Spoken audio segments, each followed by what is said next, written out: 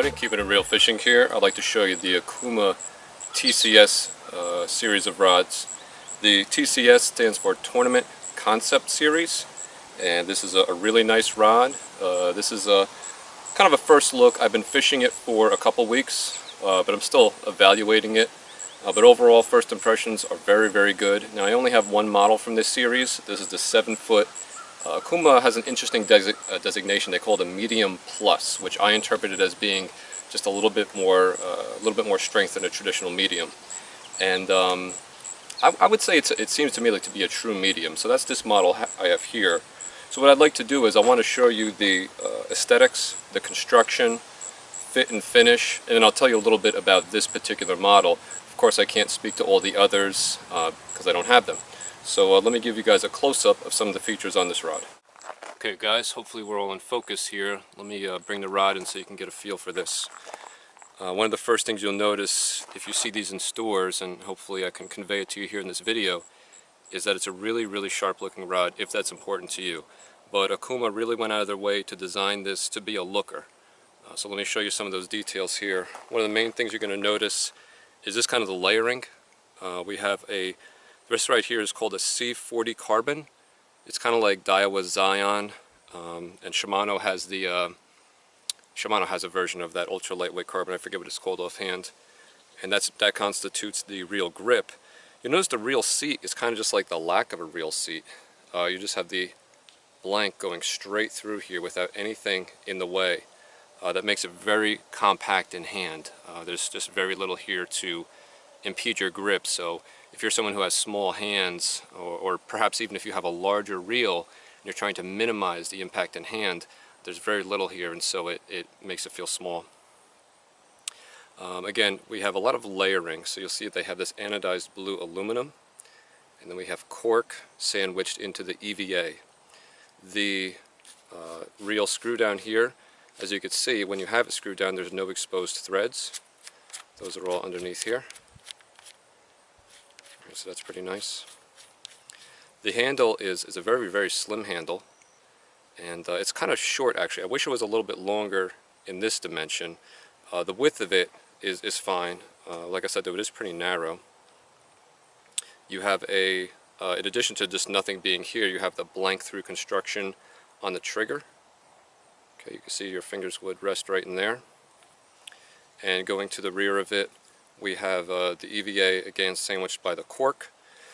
One thing to note, something I noticed, is that the EVA densities are different. This one is very nice to the touch. It is kind of soft but has a hard resiliency to it, whereas this one feels appreciably cheaper. These are different EVAs. I guess they saved a few dollars just on this back one there.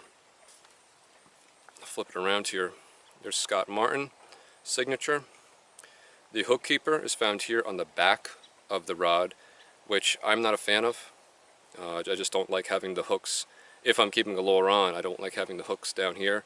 I do wish it was a more traditional hook keeper, but if you're interested in the rod, I wouldn't let that be a deciding factor, because if this really bothers you, you could just cut it off, and there's always aftermarket hook keepers that you can put right up here. The blank is really nice to look at, just the way it catches the light and the way the graphite is laid and taped.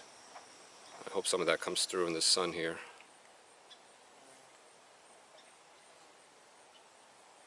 Again, this model I have here is a 7-foot medium plus. You can see the specifics there of the line and the recommended lure weight. As we move ahead on the blank, it transitions from the exposed graphite that you could see, and then here at the first guide, which has 3 feet, 1, 2, and 3, then from there on out it goes to a kind of a cobalt dark blue color for the remainder of the rod. Let's see here what else I could tell you guys.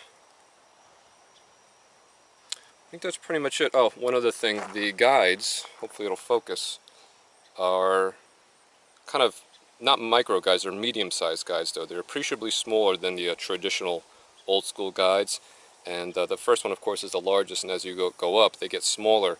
But I do like that they're not micro. If ever you want to use, say, braid to fluorocarbon, I don't know about you, but I don't like passing it through the real tiny micro guides. And these are very small, but not so small that I feel it impedes the knot. Alright guys, so that's just a quick look at the rod, and now I'm going to take it out in the water, give you a few more thoughts on it, and we'll wrap up on the Okuma TCS. Alright guys, so wrapping up with the Okuma TCS rod here, have it paired to the new Karada. This is going to be my lightweight cranks and a jerkbait rod going forward. Well, the other couple things I wanted to mention to you, first and foremost, this rod has a lifetime warranty, which is very, very nice at the price point. Now, got fish jumping behind me. If you look online, I always reference Tackle Warehouse in my videos just because they are so popular. Of course, there's a lot of other places that you can go, but I'll give you a little hint right now, or a little tidbit. And this, of course, is time sensitive, but I ordered this one about 2 months ago from the date of when you see this video posted, and I think on Tackle Warehouse these are listed at $139 or $149, and I got this from Walmart.com for I think $87 plus standard shipping, whatever that was. It was under $10. So I'm not sure what's going on, but Walmart has the entire TCS lineup at a savings greater than you can get even with like the 20% off, you know, Memorial Day sales or all these other sales that places offer. Walmart.com has a really good deal on this rod here, so I just figured I'd mention that. So again, limited lifetime warranty at this price point. It's very nice. You can feel pretty secure that you can really lay into this rod. You don't have to worry about anything breaking. The other thing that I wanted to mention, this is probably one of the most important things about this rod series. If you go to Okuma.com and if you look at their rods, the first thing you're going to notice is that they're great with specifications. One of the things I really like about them is that they list all the rod weights. It's not a common practice. A lot of us, we want to know how heavy the rod is. And of course the balance is critical too, but Okuma actually lists the rod weight, whether it's 4.1 ounces or whatever it is. I like that feature there, and you can see just how light these are. They are very light. But the other thing you're going to notice immediately, if you're familiar with tapers, is that the whole series, the whole TCS series here, has a moderate taper.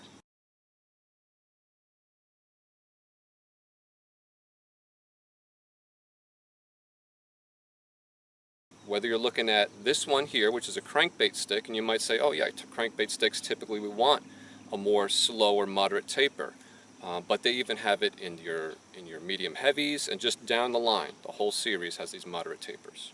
So that's pretty important and something you should be aware of, because I can see a lot of people really getting this rod and then saying, man, this rod doesn't feel very powerful, or wow, it has too much flex. And maybe I should just back up. For those of you who are unfamiliar, rods are rated in 3 ways. We have the length of the rod, right? So you'll see maybe 6'6" or 7 foot. You have the power of the rod, and you'll see that as medium or heavy or medium light, or there's all kinds of designations there. And then lastly, we have the one that confuses some people, and that's the taper, sometimes called the action. And that's rated in terms of speed. So the taper is usually rated as maybe extra fast, fast, or moderate fast, down to moderate, and even down to slow. What we don't see too much in the bass world is rods with a moderate taper. They used to be very, very common. Way back in the day, before all the ultralight, very stiff graphites were available, all rods were made out of glass, and they all, bowed over in half. Today we still see some rods with slow tapers, meaning that they bend more through the rod. Right, so this actually bends down to this first guide. If I bend it, you still have flex with that first guide. Now granted, it's a medium plus power, but even if I were to have a heavy action rod, I know, because it's a moderate taper, that I'm going to get more flex throughout the entire rod. As I was just mentioning, we see this in crankbait rods because the philosophy there is crankbaits, you're hooking the fish with small treble hooks. And maybe you just hook them on the lip or whatever, but these are small hooks, usually not going through the bone of the fish. They're usually going through some of the skin areas, so it's not as quite of a solid hook set. And the more flex you have in the rod, the more it bends through, the more of a cushion it is, and the less likely you're to rip that hook out of the fish's mouth if you just have it, in the skin. So you might say, well, why would I want a moderate taper in anything but a crankbait rod? I want power, right? I want power to set the hook. I want power to get the fish out of cover. And that's really just a personal preference. You might think that it's not advantageous. I happen to like rods with a little bit of a slower taper. I have, down here I have 4 Falcons. And Falcons are just known as a company to have a little bit of a slower taper than other manufacturers. Even though they might not rate it as such, they just have a little bit more give. And these are the things you figure out as you experiment with different rods, as you own them, or as you maybe borrow friends, or you can kind of figure out this stuff a lot even if you just play with it in the store. You can put 2 rods that are rated the same, right? You pick up 2 rods that are rated for 7 foot, medium heavy, fast action, right? A very common designation. And if you bend them in various places, you'll say, even though they're rated the same, they have different characteristics. So this is why a lot of people will go with a rod from the same manufacturer for all their rods, because you kind of get a feel for what the company does. And really that's kind of what you're buying into. Is it a company that errs on the side of having very stout, very strong rods, or do they go to the side of having a little bit of a slower taper and more give? So that's all to say, guys. Just a little bit of a background there on tapers and such. That's all to say that the entire TCS lineup has that moderate taper. Some of them, I can't remember, they might be moderate fast, they might be halfway, but there's nothing in here that's a true fast action, so everything's going to have a little bit more flex, and you just have to decide if that's something that you want. Let me see here, I got my little cheat sheet. I'm forgetting the last things. I got my little thing I brought with me. I didn't want to forget anything here. So we're talking about the lifetime warranty. I told you guys about the C40 carbon reel seat. The guides, I had said that they were kind of those, not micros, but the medium size. Those are rated for braid, right? So you can throw braid on this rod, or again, anything in the series. These are common to the whole series. We talked about the hook keeper, where that is. Limited lifetime warranty, EVA grip. That's it, guys. That's it. I covered everything else. So this is the Okuma TCS series of rods. Again, this is a really, really spectacular looking rod. It's almost like a little work of art. It's crafted beautifully. The color combination and the sandwiching of the anodized aluminum, the cork, the EVA, the carbon is just so visible, particularly in direct sunlight. There's the carbon in the reel seat, and here just pops.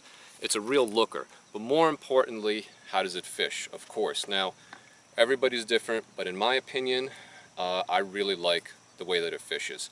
It's lightweight, it's very sensitive, and I know all manufacturers say the same thing. They say our rods are lightweight, they're sensitive, they're strong. Everybody says the same thing.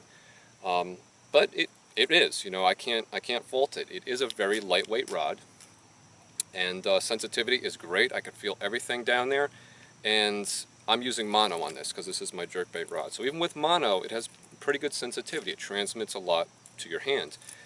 That is in part probably due to 2 things. 1 is just the design and the graphite within the rod, and 2 is how much of that just goes beaming right to your hand, because not only you're exposed in this little section, which we see on most rods, but this entire thing here is uninterrupted blank. The rod blank, right? So when you grab it, when I grab it anyway, this is, I know some people grab differently, but when I grab it, I typically go like this. So actually my middle finger is right here, and my index finger is there, and that's how I grab it. And it just transmits a lot. You know, of course, you hit a little weed or anything, goes right up the rod into the hand. So it's really nice. In terms of power, I haven't caught anything big on it. You know, full disclosure. I would have liked to have caught some more fish. I haven't caught too many on this, actually. Just the nature of the summer and what I've been doing. I've been throwing stuff into more heavy cover. I haven't been using it too much, but I have caught a couple moderate-sized fish. And because it's a light action, it's got more flex than anything I have, so everything you catch kind of looks like a giant. But in terms of overall power, it's not wanting. I think the biggest one I caught so far with this was a high 2-pound fish, and that was no problem at all. Of course, a rod like this you're going to be using in open water, or at least this medium plus. So, I guess that's enough. I can go on and on, as people who watch my videos know. So guys, any questions on this series, feel free, leave them in the comments. Otherwise, again, at Walmart for under $100 with the lifetime warranty and the good looks, the sensitivity and all that stuff, I think the TCS is a really good series of rods. You guys should check this one out if you're in the market for something. Alright everybody, take it easy.